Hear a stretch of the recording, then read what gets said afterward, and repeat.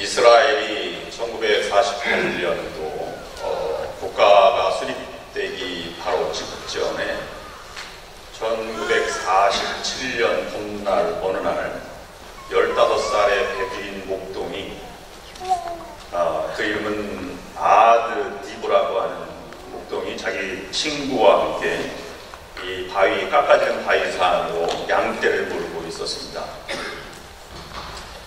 그런데 그 목동이 뒤쳐져 오는 양 한 마리가 따라오지 않는 것을 발견하였습니다. 그것은 쿰난 계곡이라고 하는 곳이었는데 예루살렘에서 사해 쪽으로 1시간을 내려가고 사해 바다에서 5km 사막 쪽으로 언덕 밑에 있는 계곡이었습니다. 그 계곡에 탔다 보니까 넓은 지역에 동굴이 발견되었어요. 그림 첫 번째를 한번 보시면 이 지역입니다.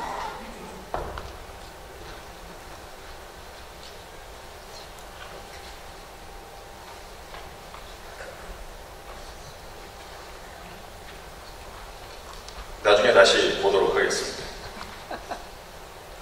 바위 절벽 가운데 날이 어두워졌기 때문에 양들은 날이 어두워지면 동굴 속에 들어가 숨는 습성이 있기 때문에 동굴로 들어갔을 것이라고 생각을 하고 동구단으로 돌을 던졌습니다. 그랬더니 양의 소리가 나오는 것이 아니라 항아리 깨지는 소리가 들렸어요. 바로 이 계곡에서 일어난 것입니다. 그래서 돌을 던진 것은 그 중에서 정상 쪽에 있는 작은 구멍 하나였습니다. 2번 보시면 저 동굴로 돌을 던졌더니 양이 나온 것이 아니라 항아리가 나왔다고 하는 것입니다. 이 아이는 이전부터 알고 있었습니다. 예루살렘 주변에는 모든 것이 다 고고학적으로 아주 귀한 보물이 숨겨져 있을 것이라고 하는 소문을 들어서 이 항아리가 보물이 들어있지 않을까 하는 생각으로 아무하게도 얘기하지 않고 그날 집으로 갔고 그 다음날 사촌과 함께 그 동굴 속을 탐험하기로 하고 동굴 안에 들어갔습니다. 그랬더니 3번 그림처럼 항아리가 놓여져 있고 항아리 안에 10개의 항아리 안에 8개는 비어있고 하나는 흙으로 가득 찼고 마지막 하나를 보니까 거기 아주 오래된 두루마리 성경이 있었습니다. 이 동굴에서는 총 7개가 발견되었는데 이 아이들이 발견된 것은 4개입니다. 보물을 발견하려고 들어갔는데 보물이 아니라 실망을 했어요. 그렇지만 이 종이 뭉치가 고고학적으로는 모르겠지만 아마 오래된 것일 것이라 생각하고 들고 나와서 베들레헴에서 가서 그 칸도라고 하는 중고상 골동품 상인에게 그것을 팔았는데 하나에 25불씩 팔았습니다. 근데 칸도도 이것을 처음 보는 것이 얼마나 귀중한지 알지 못했어요. 그래서 이걸 알려면 비싼 값을 받겠구나라고 해서 예루살렘으로 이것을 들고 갔습니다. 근데 그때 마침 지나가다가 시리아 종교의 대주교인 사무엘 이걸 발견했어요. 그래서 그것을 샀습니다. 하나에 100불, 한 권을, 한 두마리를 사서 갔어요. 그리고 나머지는 히브리 대학교 스케니 교수, 나중에 이제 마사다를 발견한 아버지의 아들이 교수가 되었는데 그것을 발견해서 3개를 사서 히브리 대학에 보관하고 있었습니다. 근데 대주교 사무엘이 그것을 들고 미국으로 와서 팔려고 했습니다. 그래서 월스트리트 저널에 광고를 했어요.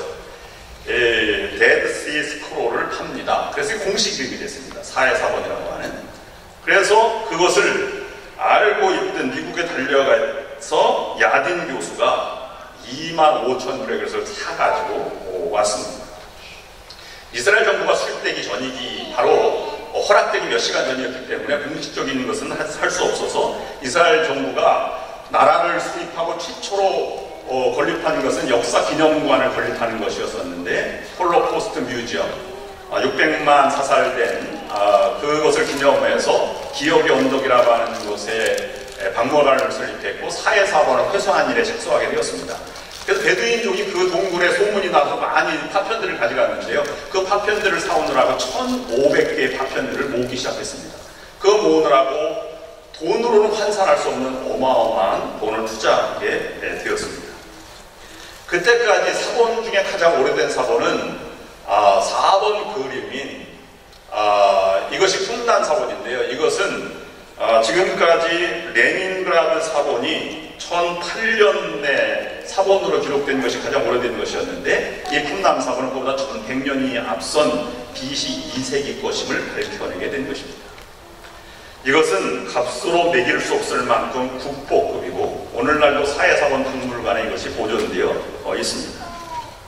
아드 목동이 발견한 이것이 25불에 팔렸다는 것은 기적입니다.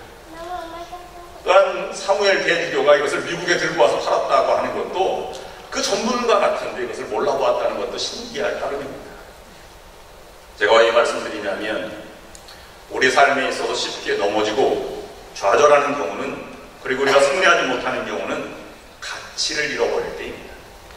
일을 하는 가치를 잃어버리고, 이웃의 가치를 잃어버리고, 나 자신의 소중한 가치를 잃어버릴 때 우리는 좌절을 경험하게 된다고 하는 것입니다.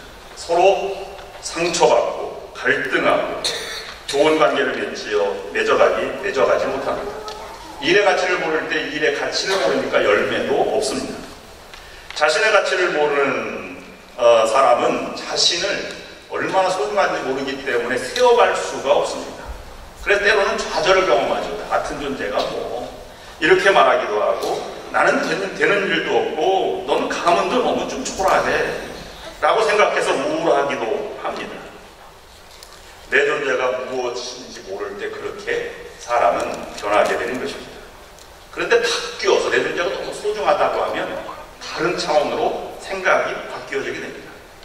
어제 고 한근철 장로님의 천국 환송 예배가 있었는데, 여기 유가족이 앞에 이렇게 앉아 계셨습니다. 근데 리차드의 자녀 3명이 이렇게 앞에서 뛰어놀았어요. 그런데 그 막내 따님이 미망 있는 한추자 원사님 무릎에서 이렇게 있는 것을 보고 한추자 원사님 너무 예뻐서 이렇게 안고 있는 모습이 보였습니다. 그 순간 한추자 원사님은 너무 소중한 손녀 아이를 껴안으면서 한근철 장로님의 죽음도 잊으신 게 아닐까 하는 생각도 제가 잠시 해보게 되었습니다. 그렇습니다. 우리는 아주 특별하고 소중한 존재들입니다. 자기 아들의 예수 그리스도의 죽음도 잊을 만큼 하나님 우리를 사랑하셨어요. 그리고 우리를 아들이라 딸이라 불러 주시는 존재들이란 말입니다.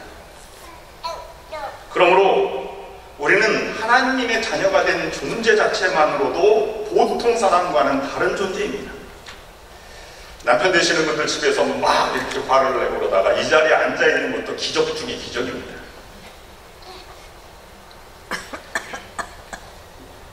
모든 것을 제쳐놓고 남편이 하나님의 아들이 되었다는 사실만으로도 남편들은 존경받아야 마땅한 존재들입니다.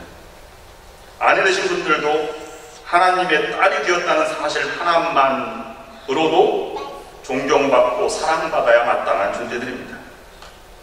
이것이 사라지니까 세워야 할 사람을 끌어내리고 또 도울 사람을 무너뜨리는 것이 아니겠습니까?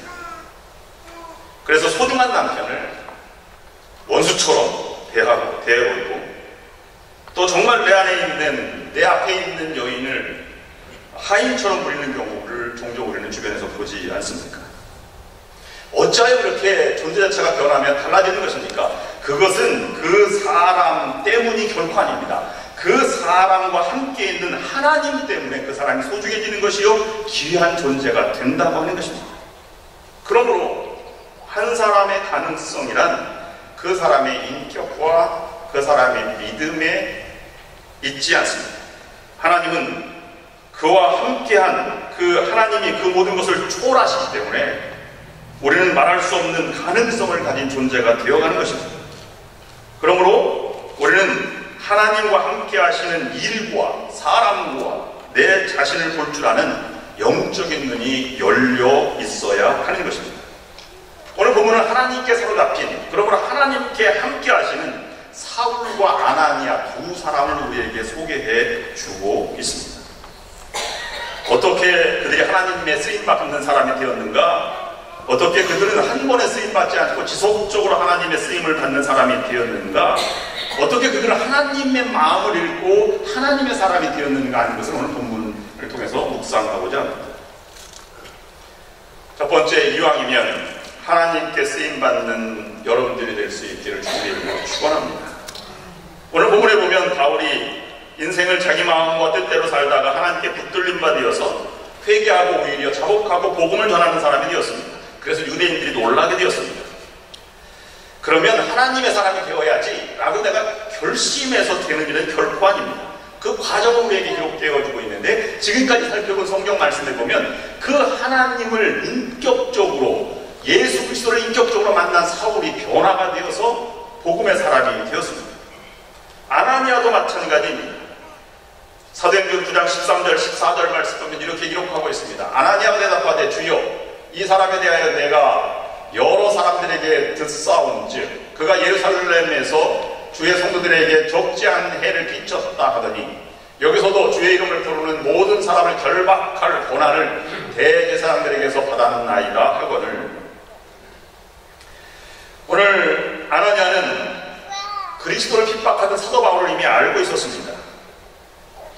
하나님이 그에게 바울에게로 가라 이렇게 말할 때 그는 그 소식을 알고 있었기 때문에 주저했습니다. 그런데 자기의 생각을 내려놓고 예수님의 명령을 따라서 앞을 보지 못하고 있던 사울을 찾아가서 사울의 눈을 뜨게 해주었다고 한 것입니다. 사울이나 아나니아 모두 하나님의 손에 쓰임받는 귀한 존재가 된 것입니다.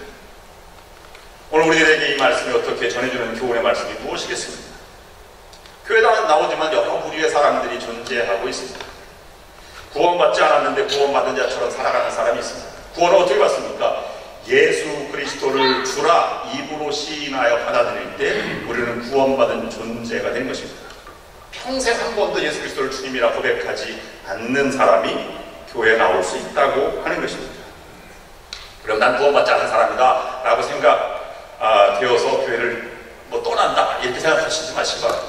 그렇다고 하면 목사님들께 찾아가시기 바랍니다. 그런 목사님들은 구원의 진리를 설명해 줄 것이고 여러분들을 세례의 자리로 인도해 주실 것입니다. 또한 구원은 받았지만 구원받지 않은 사람처럼 자기 뜻대로 평생 하고 싶은 일들을 하며 살아가는 어린아이와 같은 신앙인들이 있습니다. 또한 구원을 받아 하나님의 자녀가 되었지만 그 존재를 모르고 평생 하나님의 마음을 아프게 하고 살아가는 사람들도 있습니다.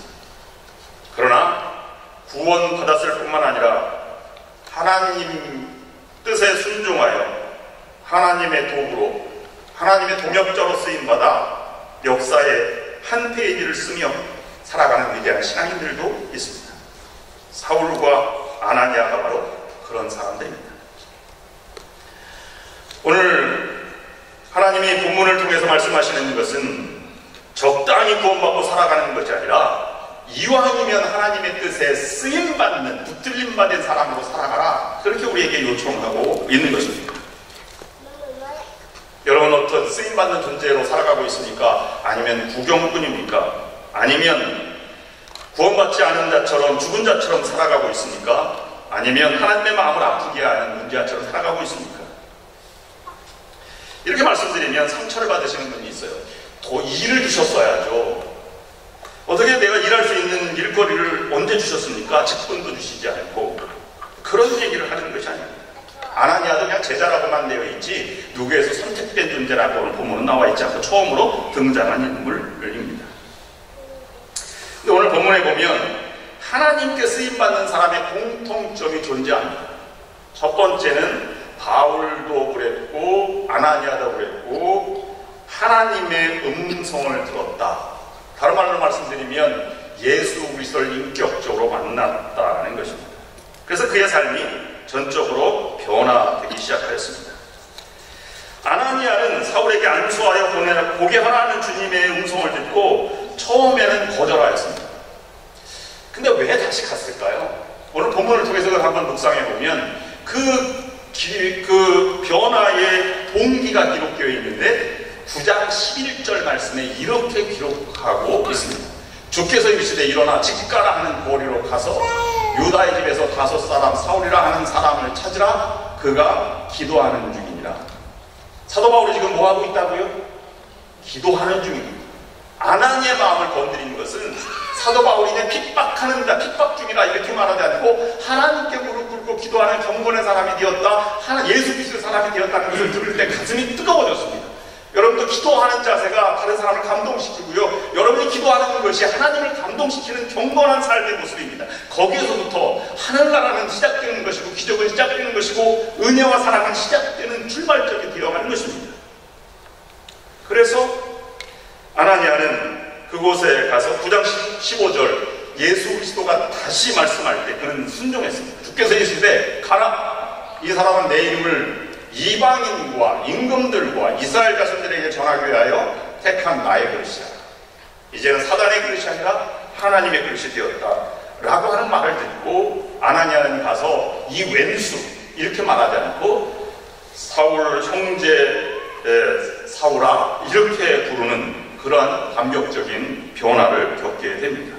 즉 내가 생각했던 판단, 이성, 내 생각, 계획, 감정대로 살아가는 것이 아니라 하나님의 계획이나 하나님의 명령대로 살아가는 사람이었다는 것을 우리에게 증거해주고 있습니다.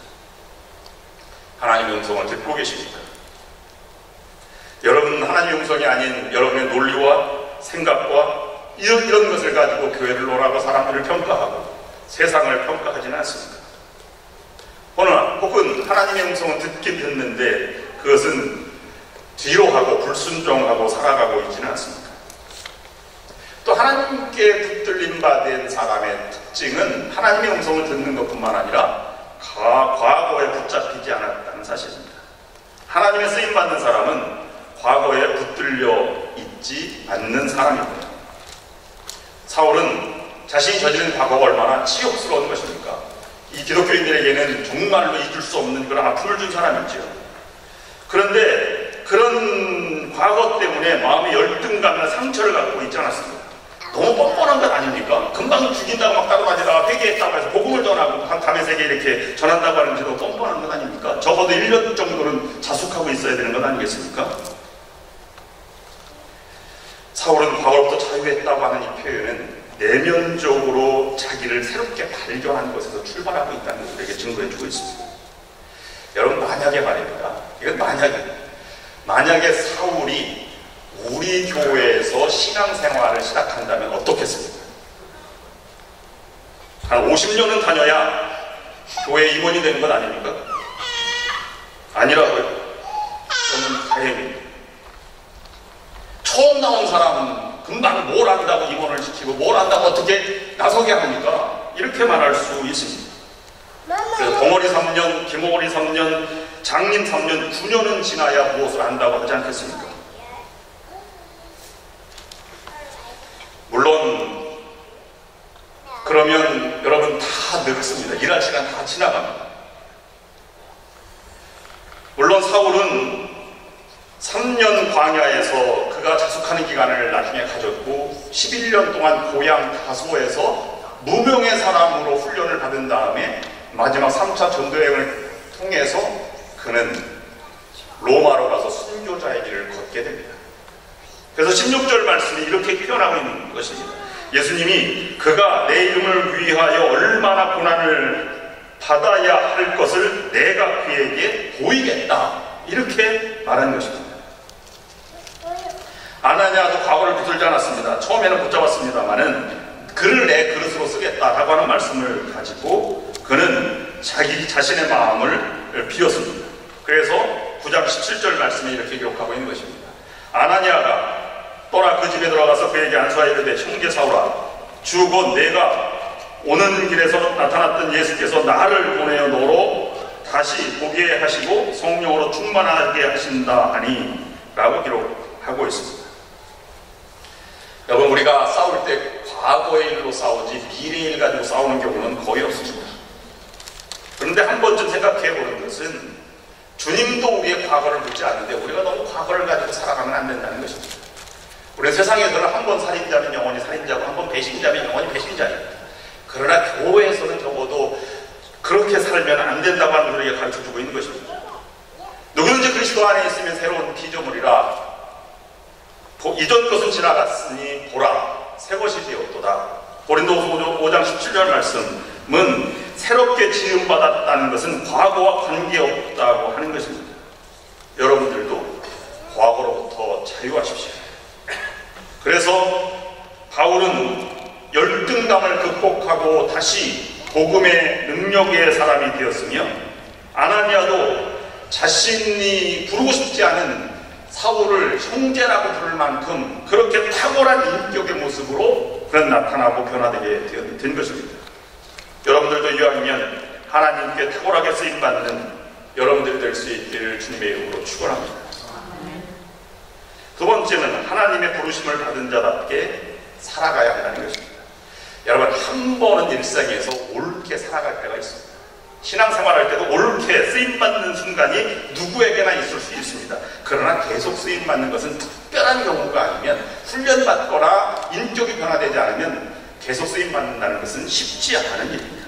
세상에서도 이 사람은 정말 사람답다, 이 사람은 정말로 아주 인격적으로 살아간다라고 할 때 세 가지 조건이 있어야 됩니다. 첫 번째로는 양심에 꺼리끼는 일이 없어야 되는 것이죠. 내 마음이 평안한 것 아니겠습니까?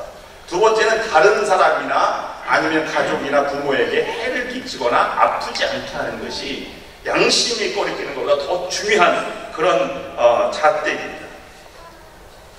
또한 시간을 하나님께 내어 맡기고 넉넉하게 살아가는 것이지요. 나이가 연세가 드실수록 급해지는 분이 계신가 하면 넉넉해지는 분이 계십니다. 나이가 드셨는데 욕을 많이 하는 그 부모 세대를 많이 보았습니다. 왜냐하면 남은 시간은 얼마 없고 하실 일은 많기 때문에 그런 것이 아닐까, 이런 생각을 해보게 됩니다. 신앙의 삶도 마찬가지입니다. 신앙인답다라고 하는 것은 특별한 어떤 그런 쓰임받는 과정이 필요한 것입니다. 이민목회에서 가장 많이 듣는 것 중에 하나가, 제가 한국에 있을 때는 이런 말입니다. 한국에 있을 때는 제가 잘 살았습니다. 한국에 있을 때는 신앙생활도 열심히 했고, 여성교회 회장도 했고, 전도도 했고, 헌금도 많이 했고, 교회도 세웠습니다. 근데 지금 이민생활이 너무 찌들다 보니까 저는 하기가 벅차고 힘이 듭니다. 맞을 수 있습니다. 근데 하나님의 사람은 어떠한 환경과 처지에서도 변함없는 것을 우리는 신앙의 사람이라고 말하는 것입니다. 사도 바울은 한 번 주님을 고백한 이후에 한 발자국도 뒤로 물러서지 않았습니다. 그렇게 살아가려면 우리는 세 가지 조건이 반드시 우리에게 있어야 합니다. 첫 번째는 부름에 합당한 삶을 살아가려면 먼저 사도 바울을 눈멀게 한 것처럼 세상에 눈먼 사람이 되는 것이 필요한 것입니다. 오늘 사도 바울을 표현할 때 오늘 본문에서는 사도 바울이 눈이 떴으나 보이지 않았다는 표현을 쓰고 있습니다. 너무 예수 그리스도가 발견되는 것이 기쁘니까 다른 것이 보이지 않는 것이에요. 너무 아내를 사랑하니까 처갓집 쪽을 향해서만 절을 하게 되고 말투만 봐 너무 절을 한다고 하지 않습니까? 이렇게 변하는 것이 하나님의 사랑의 첫 번째 출발점이 되는 것입니다. 사도행전 9장 8절 9절 말씀 보면 이렇게 되어 있습니다. 사울이 땅에서 일어나 눈을 떴으나 아무것도 보지 못하고 사람의 손에 끌려 다메섹으로 들어가서 사흘 동안 보지 못하고 먹지도 마시지도 아니하니라. 그런데 말입니다, 사람은 지나다 보면 이 열정과 감격과 은혜가 식어져. 그래서 내 마음속에 세상 것이 들어오게 돼 있고, 교회 안에도 세상 것이 들어와서 자존심과 여러 가지 은혜를 잃어버리고 싸움과 갈등이 시작되게 됩니다. 안 본다고 안 보이면 얼마나 좋겠습니까? 다른 것을 보고 다른 것이 안 보이면 좋은데 시간이라면 다른 것도 보여요. 여러분 소녀가 이렇게 너무 무서워, 아이고 무서워, 손가락 왜 그렇게 저 무서운 거 다 보지 않습니까? 똑같은 이치가 아니겠습니까? 이렇게 보려면 우리가 안 본다고 보는 것이 아니라 볼 수 있는 은혜를 계속 추구해야 하는 것입니다. 좀 더 낮아서 진리의 눈이 뜨이고 진리를 자유케 하는 그 자유를 계속 누리고 살아가는 것이 필요할 것입니다.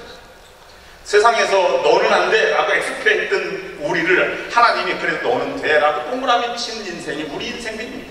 그 은혜를 받았다면 그 은혜를 감격 잊지 않기 위해서 날마다 기도하고 찬양하고 하나님을 묵상하는 것이 되어야 하지 않겠습니까? 오랜 생활하다 보면 은혜는 사라지고 서운함만 생각되게 되는 것이 우리의 삶의 제한적인 모습입니다.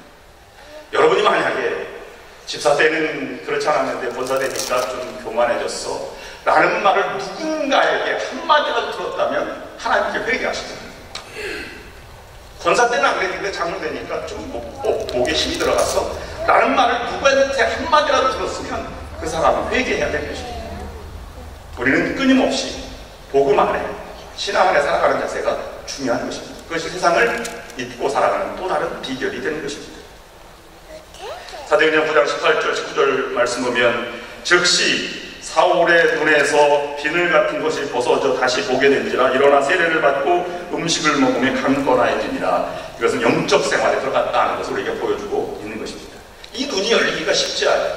여러분 신방 가면 못 사는 사람도 있고 잘 사는 사람도 있지 않습니까? 그럼 신방 때문에 이렇게 좀 따라가죠. 그럼 나라가서 신방 끝나고 나서 이제 목사님께 반응을 얘기하지 않습니까? 어떻게 얘기하는 경우가 있냐면, 목사님 그 집 소파가요 얼마짜리인지 아세요? 명품이에요. 이렇게 말하면 다음부터는 생각해봐야 아직 눈이 열리지 않은 사람이에요, 영적으로.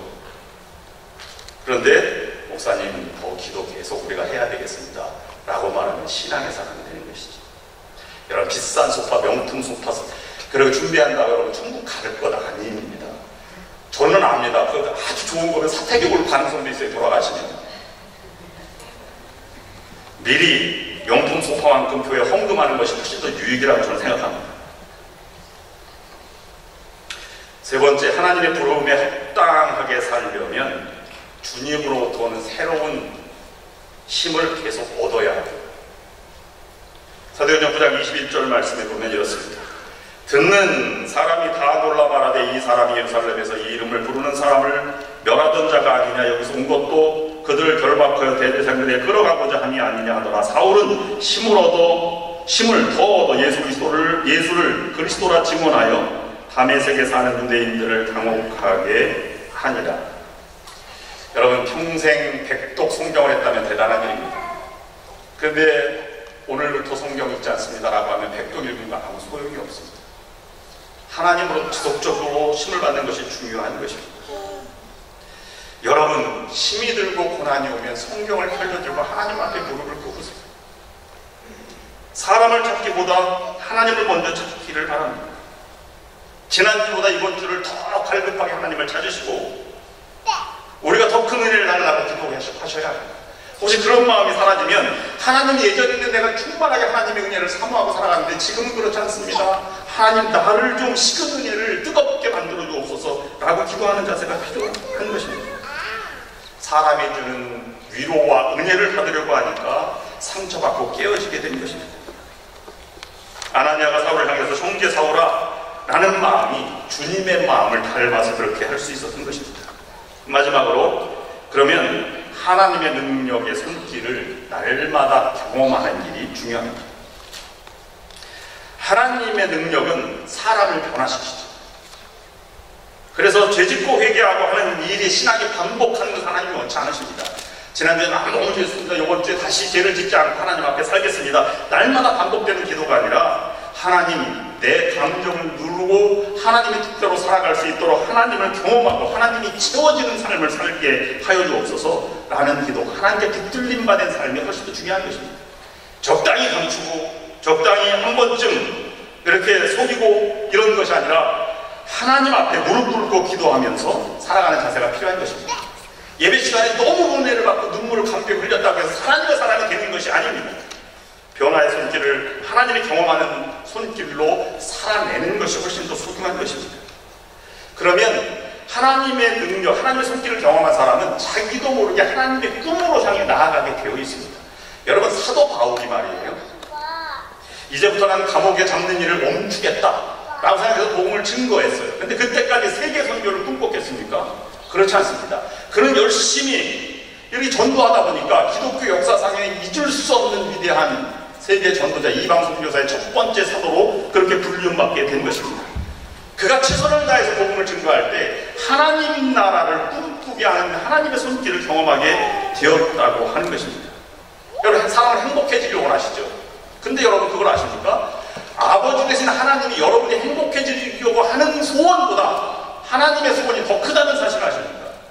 하나님의 계획은 여러분이 가지고 있는 꿈과 계획보다 하나님이 여러분에게 가지고 있는 꿈과 계획이 훨씬 더 크다는 사실을 알 때 우리는 하나님께로 향해서 나아갈 수 있게 되는 것입니다.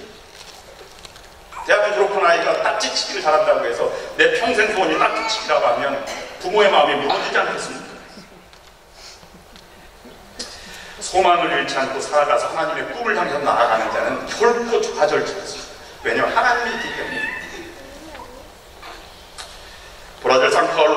한인교회를 목회하다 순직한 정민종 목사님이라고 계십니다. 1986년 1월 12일에 36살 나이로 하나님의 부름을 받았습니다. 산파울로 한인교회가 둘로 갈라져서 아주 풍지박산난 교회인데 그가 가서 1년 6개월 사역하고 1년 투병 생활하다가 죽었습니다. 근데 갔을 때 건축을 해야 되는 상황이 되었어요. 100명도 안 되는 작은 100명 남짓한 교인들이 건축하려고 했는데 200명 건축을 하려고 이렇게 모였습니다. 근데 정민종 목사님이 미래를 바라봅시다. 그래서 1000명 되는 건축을 하자고 제안했는데 다 반대했어요. 왜냐하면 열악한 이민자의 삶이 다 그렇지 않습니다. 그때 목사님이 이렇게 말씀하셨답니다. 땅값을 주인이 냅니까? 손님이 냅니까? 주인이 내지요. 그랬더니 목사님이 교회의 주인이 누구입니까? 그랬더니 교인들이 하나님이지요. 그러면 주인이신 하나님이 낼 것을 가지고 왜 여러분들이 걱정을 하십니까? 그래서 시작을 했어요. 그래서 3일 집회를 했는데 땅값 8만 불이 모였고 1년 동안 우리가 건축을 해서 기도합시다 해서 매주 금요일 날 기도했는데 건축 건금 20만 불이 무명으로 다 드려지는 결과가 있었다고 합니다. 하나님이 함께 하시면 아무리 연약한 약점도 능력도 문제가 되지 않습니다. 아브라함이 자기 아내를 유리하고 속여서 자기 목숨을 부지하잖아요.